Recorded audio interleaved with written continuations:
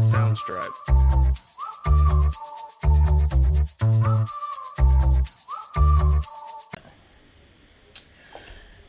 Thanks, Chris, for all those uh, great benefits you just gave us, and thank you to the Sports Remote for that sponsorship.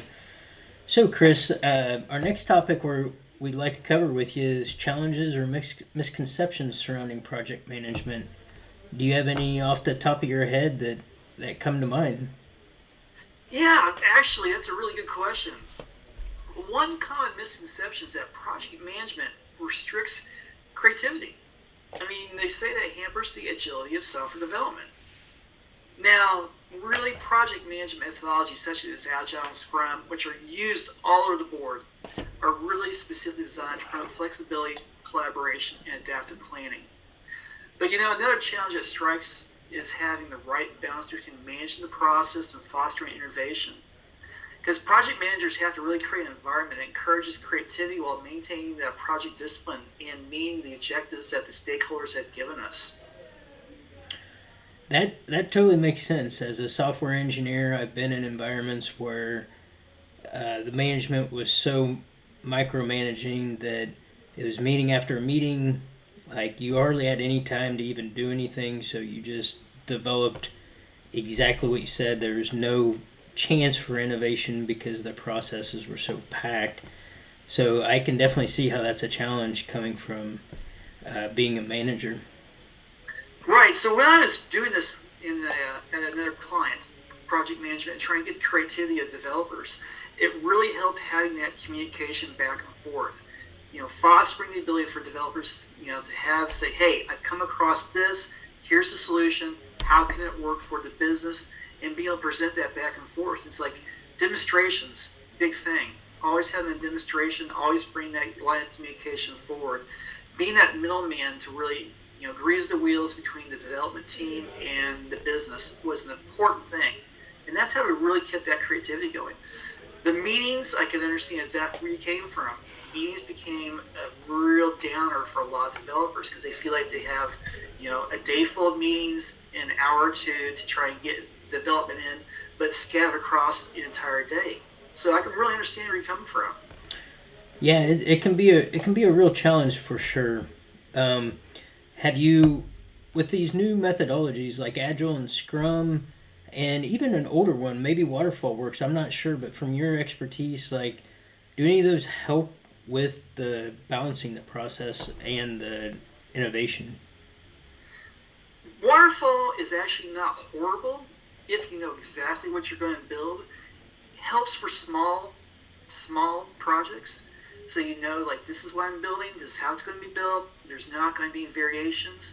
But if you're building something large where you don't know what you don't know, classic way of saying it, that having some kind of ability to really be able to adjust as you find new issues, new problems, or new requirements, Agile and Scrum are probably part of the real solution for it.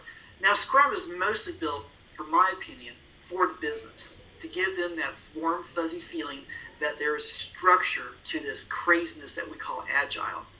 So, having meetings, having specific stand-up times, having uh, feedback, retros, things like that, it makes the business feel good. But as in pure Agile, just being able to adjust as we come across things, I think that's the way we should really kind of focus on trying to do project management.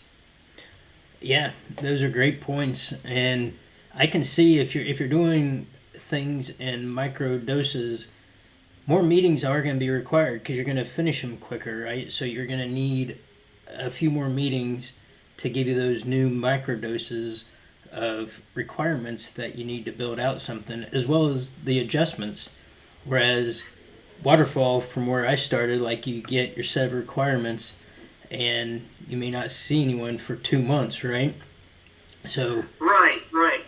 And that's what I came across just from a personal experience, is that if you deliver faster and get feedback faster from your stakeholders, from your business, you'll get a better feedback, a continuous integration feedback loop.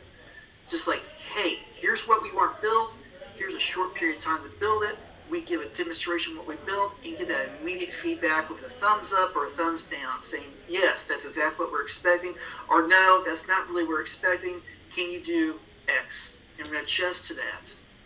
Yeah, that would be amazing because I can see how it would reduce frustration on the software engineer side, not having to redo something for the ninth, 10th, 11th time because the requirements weren't were the goal was here are the requirements, and the stakeholders see it for the first time. They're like, no, that's not how we want it. Whereas in Agile, you can see the basic button first, and they can tell you right in the beginning, nope, let's go with a drop down.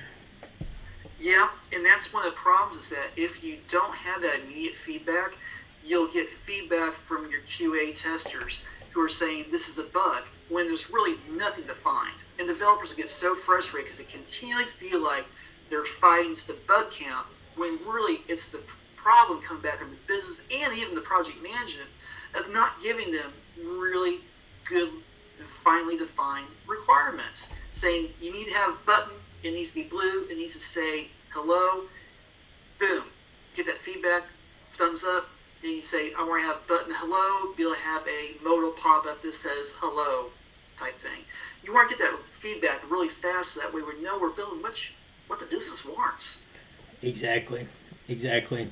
And your description of a bug is a well-known topic within software engineers, where a bug to a lot of people is when the application actually crashes versus if something in a requirement was not explained correctly. So that's another great point to do Agile is you catch that first.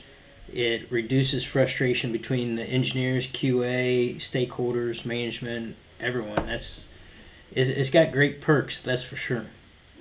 Well, it also has one small thing is that keeps the morale high of the development team. It keeps the business happy. It keeps the morale happy of the development team because you're not fighting bugs. You're doing features. If you're always doing features, you'll feel like you're accomplishing something. If you're always doing bugs, you'll feel like you've got stuck into a mire of tar that you'll never get out of. Project management will fail at that point in time because you'll never get beyond that one ticket that everybody's looking at. It's like, why do we have 500 bugs? No, it's not 500 bugs. It's 500 non-written down requirements that we're just now finding out. Exactly. I remember a particular project I was on. I was given the task of creating a customized drop down, and that went on forever because there was no set requirements and there was no agile to it either. It was just like this ongoing thing, and my frustration just kept growing and growing because there was never a completion to it. So, and that's a big thing for team leads. That's a big thing for project management. We want to keep that development team motivated to continue doing this. This is not a death, march of trying to get something done.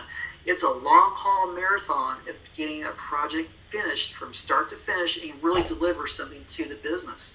And if we don't have that, that motivation to continue to do good work, just like you said, it's just a defeatist attitude after a while. You give up. Giving up can be very, very toxic too, because if one person gives up, then the other people got to carry the weight, and then it starts trickling throughout. Nothing gets accomplished. So, yeah, that's a huge one. Yeah, and it also really encourages creativity when you really allow your developers to build features. It really helps them feel like they're doing things, and it gives stuff back to the business that is worthwhile. Yeah, on that creativity too, I can see how Agile gives you the flexibility, because if you put in as a developer, if you put in some extra stuff, if you have extra time, that it's going to be seen real quick and you can tear it out instead of putting it in there and crossing your fingers hoping that they're going to like it 2 months from now, when this will be seen quickly. No, we don't like it, or we do like it, and you move right on. So yeah, having that ability of agile gives you the ability to do, I guess, let's say, under promise, over deliver. Yes, I can see how that would definitely play into the perks of agile methodologies. It does make the business happy when they get things they weren't expecting. Much better than having bugs, which are downers. Yeah, that eats into a lot of bandwidth on all levels, right? From software engineers all the way up to the most senior stakeholder, because it you just constantly are asking questions. Is this right? Is this right? When if you catch it early, you know it's right from the beginning, and you don't have to worry about it anymore. Oh, you're totally right. The project management really is the backbone of having a successful project. If you don't have somebody in the middle who's really keeping that structure and organization and really keeping those lines of communication open between the business and the developers, you won't ever have a high quality software project that comes in on time and within the budget. And that's what the business really wants. They don't want us to just spin our wheels forever. They want us to deliver.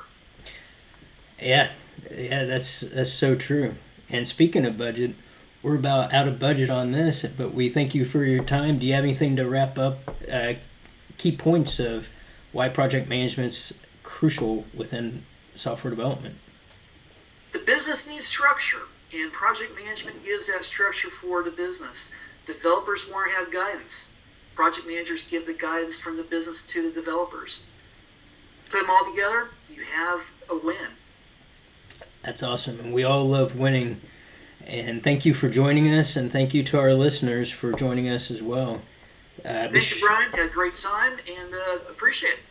That's awesome. Thank you. And to our listeners, stay tuned for our next episode, where we'll dive into another intriguing topic in the realm of software development. Till then, keep innovating and happy coding. Soundstripe.